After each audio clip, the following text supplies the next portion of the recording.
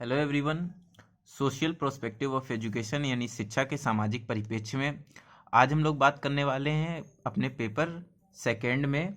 हम लोग अपने लेक्चर नंबर 2 के बारे में यहाँ पर हम लोग डिस्कस करेंगे अपने चैप्टर 2 के बारे में। देखिए, इससे पहले मैं लेक्चर 1 का जो वीडियो है वो बना चुका हूँ, यानी चैप्टर 1 का वीडियो जो है वो हमारी प्लेलिस्ट में पड़ा हुआ है।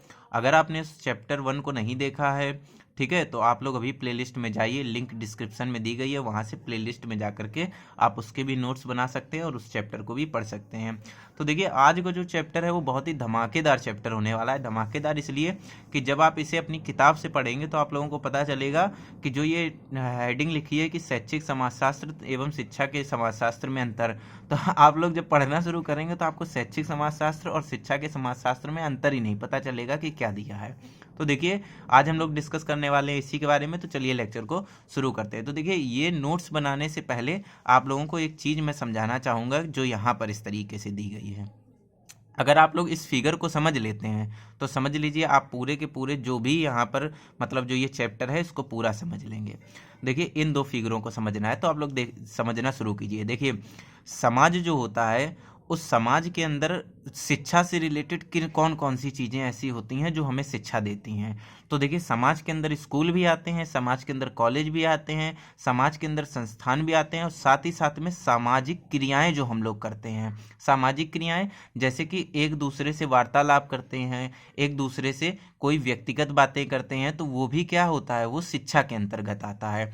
तो जो स्कूल, कॉलेज, संस्थान, सामाजिक क्रियाएं, इनके बारे में जो अध्ययन किया जाता है, यानी इनके बारे में जो हम लोग अध्ययन करते हैं, विश्लेषण करते हैं कि स्कूल को प्रभावित करने वाले कारक, कॉलेज को प्रभावित करने वाले कारक, संस्थान को प्रभावित करने वाले कारक, या स्कूल कैसा होना चाहिए, कॉलेज कैसा होना चाहिए, तो जो ये चीज़ें, उन चीज़ों के बारे में जो हम लोग बात करते हैं जो समाज को शिक्षित करने वाली होती हैं, यानी जिन चीज़ों का प्रभाव समाज पर पड़ता है, इन चीज़ों के बारे में जो हम लोग बात करते हैं वो क्या कहलाता है, शैक्षिक समाजशास्त्र कहलाता है।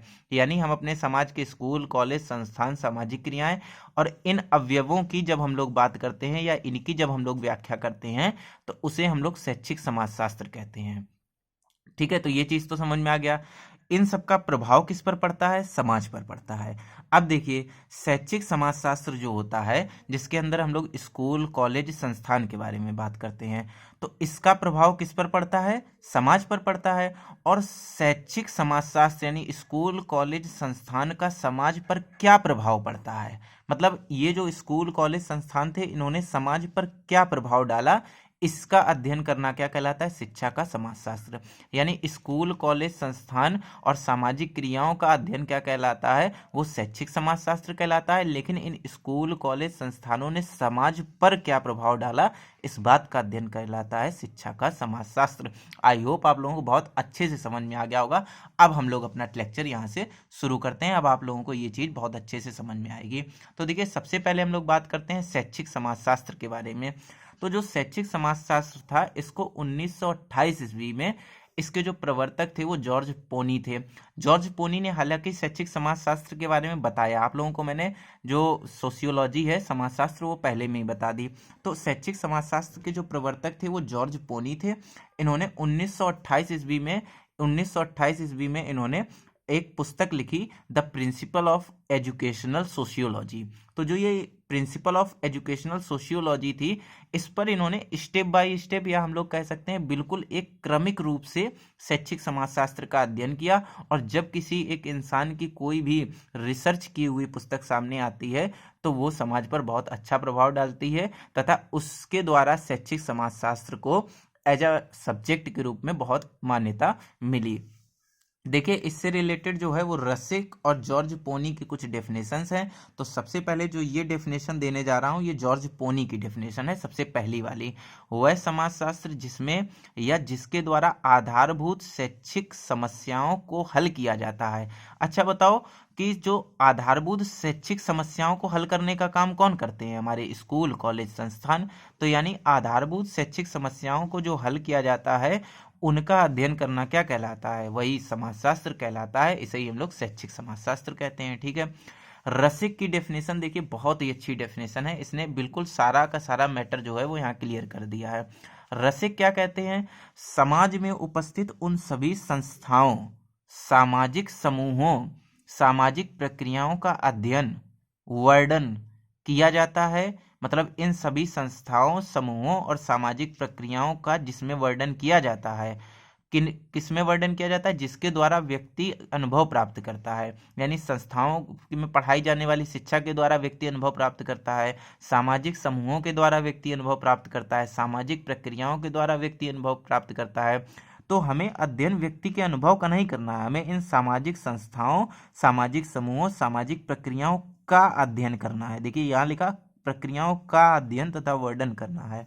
और ऐसा विज्ञान जिसमें इनका अध्ययन किया जाता है उसे हम लोग शैक्षिक समाजशास्त्र कहते हैं। आई होप आप लोगों को पहले जो मैंने समझाया उससे शैक्षिक समाजशास्त्र की परिभाषा जो है वो अच्छे से समझ में आ गई होगी।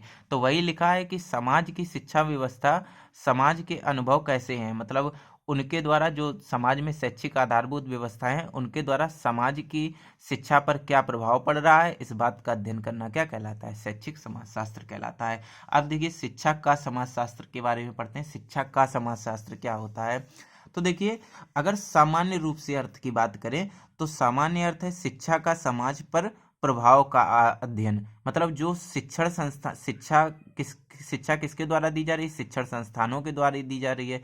इन शिक्षण संस्थानों के द्वारा दी जाने वाली शिक्षा का समाज पर क्या प्रभाव पड़ रहा है, इसका अध्ययन कहलाना क्या कहलाता है? शिक्षा का समाजशास्त्र कहलाता है। अर्थ क्या होता है? देखिए, अब ये जो अर्थ है ये आपकी बुकिश लैंग्वेज में दिया गया है। क्या है? समाज में उपस्थित शिक्षण संस्थान व्यक्तिगत अनुभव उन समाज की शिक्षा एवं शिक्षा के अनुभव को किस प्रकार प्रभावित करती है। अर्थात देखो यहाँ पर लिखा है समाज की शिक्षा एवं समाज के अनुभव को किस प्रकार से प्रभावित करता है, इस बात का अध्ययन करना क्या कहलाता है? समाजशास्त्र कहलाता है। तो देखिए, अगर ये चीज ना पढ़ी होती हम लोगों ने कि स्कूल, कॉलेज, संस्थान और सामाजिक क्रियाओं का अध्ययन जिसमें किया जाता है उसे शैक्षिक समाजशास्त्र कहते हैं, और इन शैक्षिक समाजशास्त्र के जितने भी घटक होते हैं इनका समाज पर क्या प्रभाव पड़ता है, इस बात का अध्ययन शिक्षा का समाजशास्त्र कहलाता है। तो हम लोग इन दोनों डेफिनेशंस में घूमते रहते हैं। आई होप आप लोगों को ये तो टर्म जो है वो बहुत अच्छे से समझ में आ गए होंगे। यहाँ पर मोस्टली हम इस पूरे चैप्टर में डिस्कस करेंगे शैक्षिक समाजशास्त्र के बारे में, ठीक है, क्योंकि ये एक ब्रॉड सब्जेक्ट है। शैक्षिक समाजशास्त्र का ही शिक्षा पर प्रभाव पड़ता है, उसी के द्वारा शिक्षा का समाजशास्त्र आगे आता है, इसलिए हम लोग शैक्षिक समाजशास्त्र का अच्छे से अध्ययन करेंगे। देखिए, शैक्षिक समाजशास्त्र जो है वो उसके उद्देश्य क्या है, समाज में संस्थाओं का अध्ययन करना क्यों जरूरी है, या समाज का अध्ययन करना क्यों जरूरी है। तो देखो, किन किन चीज़ों का हमें अध्ययन करना पड़ता है शैक्षिक समाजशास्त्र के अंदर। तो सबसे पहले तो हमें अध्ययन करना पड़ता है विद्यालय को प्रभावित करने वाले सामाजिक कारक। अगर हम किसी स्कूल या कॉलेज का अध्ययन कर रहे हैं तो हमें इस बात का भी तो अध्ययन करना पड़ेगा कि उस स्कूल को कौन कौन से ऐसे कारक हैं वो जो प्रभावित कर रहे हैं। वहाँ आसपास कहीं शोरगुल तो नहीं है, या वहाँ पर आसपास कोई हाईवे तो नहीं है, हाईवे वगैरह से दूर बनाए जाते हैं स्कूल। तो यानी शैक्षिक समाजशास्त्र के अंदर सिर्फ स्कूल, कॉलेज क्या है इसका अध्ययन नहीं किया जाता, बल्कि उस विद्यालय को प्रभावित करने वाले सामाजिक कारकों का अध्ययन किया जाता है। सामाजिक, आर्थिक, संस्कृति विविधता को ध्यान में रखकर किस प्रकार बालकों को शिक्षा दी जाए। किसी भी जगह स्कूल होते हैं अलग अलग, वहाँ पर क्या होती है, लोगों की सामाजिकता अलग होती है, मतलब अलग अलग तरीके का समाज होता है, उनकी मान्यताएं अलग होती हैं। आर्थिक स्थिति कैसी है, वहाँ के लोगों का आर्थिक जीवन कैसा है, ठीक है, सांस्कृतिक विविधताएं वहाँ पर कैसी हैं, इस को ध्यान में रख करके ही वहाँ की शिक्षा प्रणालियाँ या शिक्षा नीतियों को बनाया जाता है। तो इसका अध्ययन भी हम लोग किसमें करते हैं? शैक्षिक समाजशास्त्र में करते हैं। सामाजिक कारकों को समझना, वहाँ के सामाजिक कारक कैसे हैं, वहाँ का कैसा मतलब जो एटमॉस्फेयर है वो कैसा है, पहाड़ी एरिया है, दुर्गम एरिया है, खाने के पास खाने के लिए लोगों को चीज़ें नहीं हैं, कैसी जगह है वो, कैसी जगह पर हमारा स्कूल बसा हुआ है। तो साथ ही साथ में स्कूल की दशाओं का भी अध्ययन जो किया जाता है, यानी सामाजिक कारकों को समझना यानी स्कूल की दशाओं का अध्ययन करना भी इसके अंतर्गत आता है। हालांकि इसमें क्या है, जब आपको लिखने को आएगा तो आप अपनी मर्जी से भी लिख सकते हैं, लेकिन जो इंपॉर्टेंट पॉइंट हैं जिनको लिखने से आपका ज़्यादा प्रभाव पड़ेगा वो चीज़ें मैं आपको बता देता हूँ। बच्चों के लिए कौन सी अनुसंधान विधि सही रहेगी।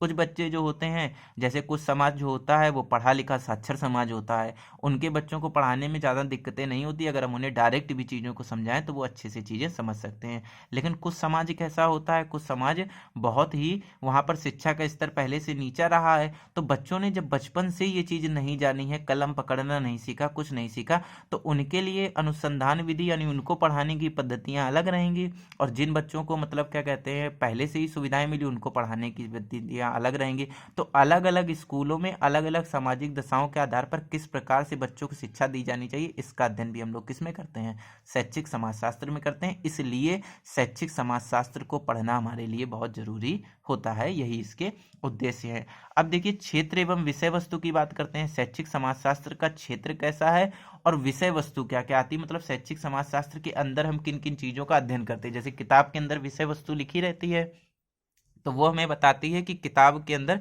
किन किन चीज़ों का अध्ययन करना है। इसीलिए शैक्षिक समाजशास्त्र का क्षेत्र क्या है, ये किस क्षेत्र में पाया जाता है और क्या क्या इसकी विषय वस्तु है, इसमें क्या क्या हमें पढ़ना रहता है। तो इसका जो शैक्षिक समाजशास्त्र है क्षेत्र, हम लोगों को पता है कि ये तो शिक्षा से संबंधित है, क्योंकि शैक्षिक स्कूलों शैक्षिक दशाओं का ये अध्ययन करती है, तो शिक्षा के क्षेत्र तक ही इसको सीमित रखा गया है।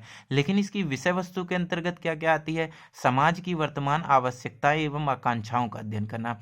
समाज की वर्तमान आवश्यकताएं क्या हैं, क्या क्या आवश्यकताएं उनको उनकी पूर्ति की जाए, जिसकी वजह से वो शिक्षा की ओर अग्रसर हो सके। सबसे पहली विषय वस्तु इसकी ये होनी चाहिए, इसके बारे में हम अध्ययन करते हैं। फिर समाज में शिक्षक की भूमिका क्या है, इस बात का अध्ययन करते हैं। जैसे आजकल एनसीएफ जो चल रहा है, उसमें टीचर को एज अ फैसिलिटेटर कहा गया है, तो समाज में शिक्षक की क्या भूमिका होनी चाहिए, इस बात का अध्ययन किसकी वजह से करते हैं, समाजशास्त्र की वजह से करते हैं, शैक्षिक समाजशास्त्र में। फिर कहा गया है कि परिवेश तथा विद्यालय की अंतःक्रिया, इस बात का अध्ययन किया जाता है कि वहाँ का परिवेश कैसा है और उस परिवेश के हिसाब से विद्यालय में अंतःक्रियाएं किस प्रकार से की जाएं। सामाजिक एवं संस्कृति का प्रभाव, किसी भी क्षेत्र में जो शिक्षा है वो सामाजिकता और उसकी संस्कृति से बहुत ज़्यादा प्रभावित होती है। याद रखिएगा कि जिस क्षेत्र में जैसे आप रह रहे होंगे, वहाँ के सामाजिक जीवन कैसा होगा, उसका भी शिक्षा पर प्रभाव पड़ेगा।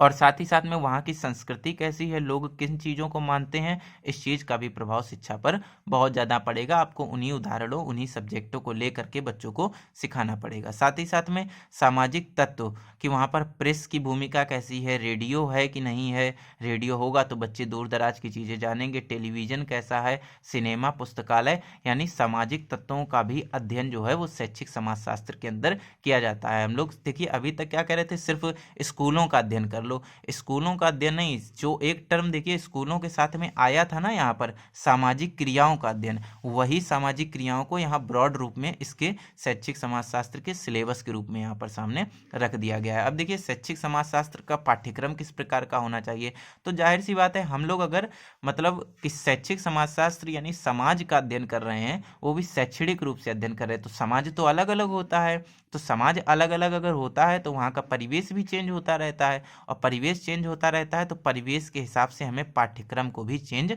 करना पड़ेगा। यानी समाज परिवर्तनशील होता है, इसलिए पाठ्यक्रम को भी अपडेट होना चाहिए समय के साथ में, यानी पाठ्यक्रम सामाजिक परिवेश के अनुकूल होना चाहिए। देखिए 10-10 मिनट की वीडियो बना रहा हूँ, अभी इसका पार्ट 2 भी लाऊंगा, क्योंकि ये चैप्टर बहुत ही बड़ा था, तो मैं 10-10 मिनट की वीडियो इसलिए बना रहा हूँ ताकि आप लोगों को समझने में इसको आसानी रहे, ठीक है।